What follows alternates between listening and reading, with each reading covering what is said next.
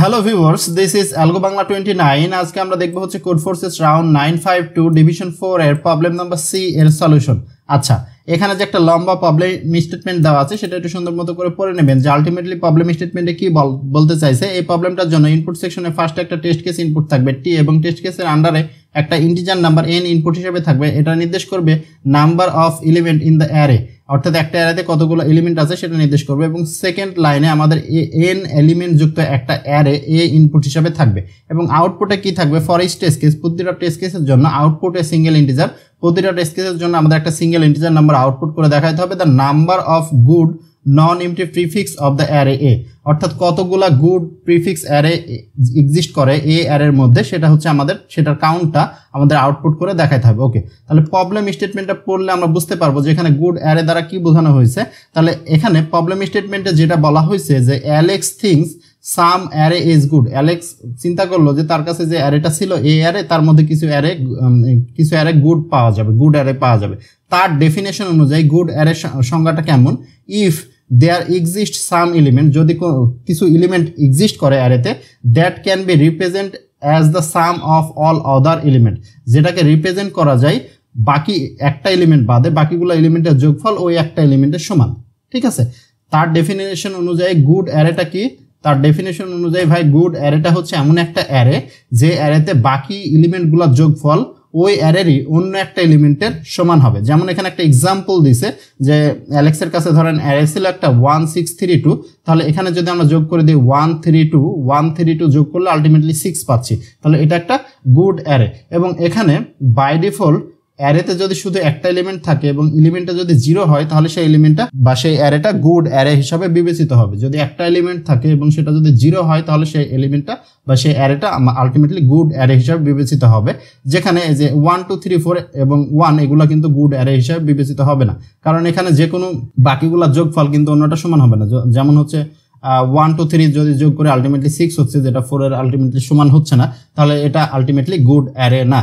তাহলে আমাদেরকে অ্যালেক্সকে হেল্প করা লাগবে। পরবর্তী লাইনে এমনই বলা আছে যে প্রিফিক্স যতগুলো প্রিফিক্স অ্যারে পসিবল হয় অ্যারে এ থেকে, সেগুলোর মধ্যে থেকে কতগুলো গুড অ্যারে পাওয়া যাবে সেটার কাউন্টটা হচ্ছে আলটিমেটলি আমাদের আউটপুট করে দেখাইতে হবে। আশা করি যে প্রবলেম স্টেটমেন্টটা এবং ইনপুট আউটপুট সেকশনটা ক্লিয়ারলি বুঝতে পারছেন। এখানে কিছু টেস্ট কেস এবং এক্সাম্পল দেওয়া আছে। আমরা যদি যে কোনো একটা টেস্ট কেস নিয়ে আলোচনা করি, যে 3 নম্বর টেস্ট কেস, যে 4টা এলিমেন্ট থাকবে 1 1 2 0, তাহলে n এর মান ভাই এখানে আছে 4 এবং অ্যারেতে এলিমেন্ট এ অ্যারেতে এলিমেন্ট আছে 1 1 2 0, তাহলে এখানে কতগুলা গুড অ্যারে পাওয়া যাবে। তার আগে আমরা বলি যে প্রিফিক্স অ্যারে দ্বারা কি বোঝানো হচ্ছে।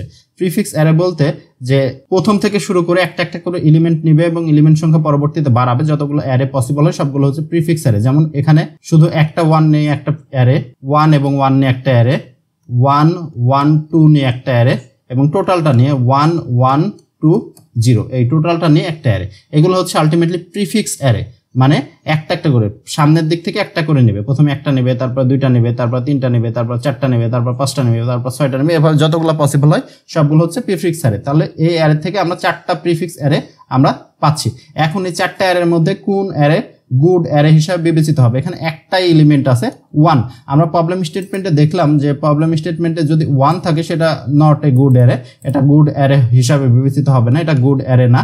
এখানে 1 এবং 1 আছে, ঠিক আছে, 1 এবং 1 আছে, তাহলে যে কোনো গুলা যোগফল কি অন্যটা সমান কিনা। হ্যাঁ, দেখতে পাচ্ছি যে যদি এই 1টা কিন্তু এই 1 এর সমান, ধরেন 2টা এলিমেন্ট আছে, এই 2টা এলিমেন্টের এই একটা যোগফল এটা সমান, 1 এবং 1 ইকুয়াল হচ্ছে, তাহলে এটা হচ্ছে আলটিমেটলি আমাদের কি অ্যারে, গুড অ্যারে। এখানে দেখতে পাচ্ছি 3টা এলিমেন্ট আছে, আমরা যদি যে কোনো 2টা যোগ করে দিই 1 এবং 1, এটা কিন্তু 2 এর সমান হচ্ছে, 1 এবং 1 2 এর সমান হচ্ছে, তাহলে এটাকে আমরা বলতে পারি গুড অ্যারে।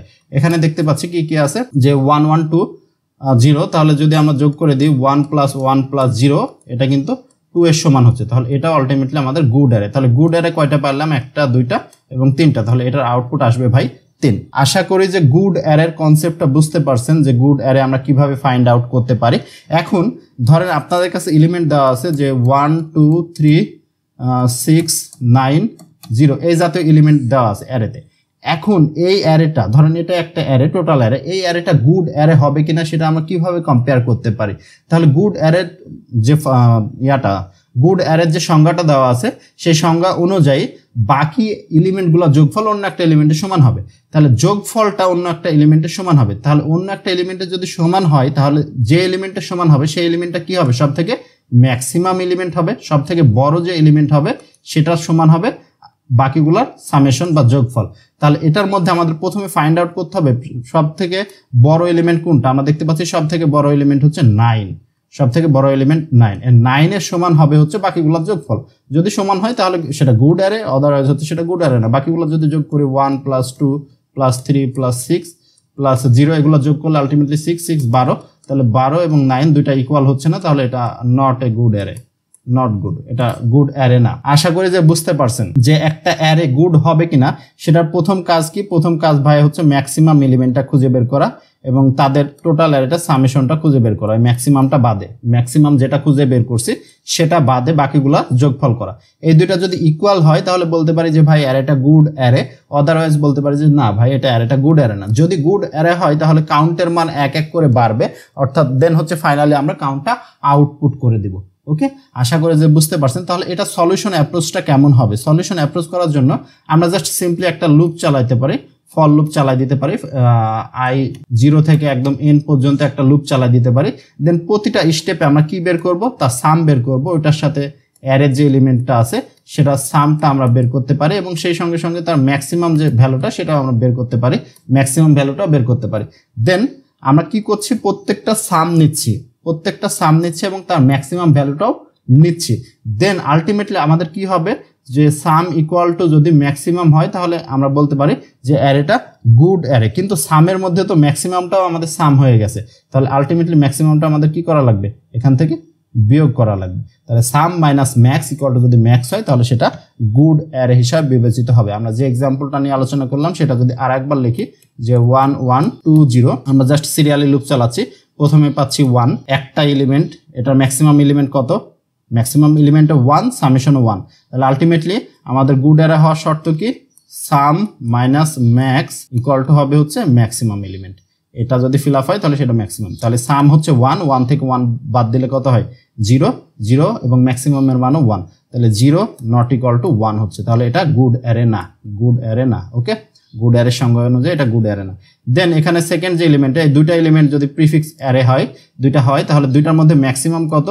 দুইটার মধ্যে ম্যাক্সিমাম হচ্ছে 1 এবং দুইটা সাম কত? ম্যাক্সিমাম হচ্ছে 1 এবং সাম হচ্ছে আমাদের 2। তাহলে সাম থেকে ম্যাক্সটা বাদ দেওয়া লাগবে, তাহলে 2 - 1 এটা ইকুয়াল টু কি? ম্যাক্স, ম্যাক্স হচ্ছে 1। হ্যাঁ, এটা আমাদের ফিল আপ করছে, তাহলে এটা হচ্ছে একটা গুড অ্যারে। ওকে, দেন এই তিনটা মিলে যদি একটা অ্যারে হয় তাহলে আলটিমেটলি কি হবে? তিনটার মধ্যে ম্যাক্সিমাম কত আমরা দেখে বুঝতে পারছি ভাই ম্যাক্সিমাম হচ্ছে 2 এবং তিনটা সাম কত? সাম হচ্ছে 1 + 1 + 2, তাহলে হচ্ছে 4। তাহলে আলটিমেটলি 4 সাম মাইনাস ম্যাক্স ইকুয়াল টু কি? ম্যাক্স। হ্যাঁ, এটা ম্যাক্স, তাহলে এটাও আলটিমেটলি আমাদের গুড অ্যারে। এই চারটা মিলে যদি একটা অ্যারে হয় তাহলে চারটার মধ্যে ম্যাক্সিমাম কত? সেম অ্যাজ ম্যাক্সিমাম ভাই হচ্ছে 2 এবং চারটার সাম কত? সাম হচ্ছে ভাই 4। এবং তাহলে আমাদের গুড অ্যারে টেস্ট করার পদ্ধতি কি? যে সাম থেকে ম্যাক্সিমামটা বাদ দেওয়া লাগবে, যে 4 - 2 এটা ইকুয়াল টু কি? ম্যাক্সিমাম, ম্যাক্সিমাম মানে হচ্ছে 2। তাহলে হ্যাঁ, এটাও আমাদের সত্য, তাহলে এটাও আমাদের গুড অ্যারে।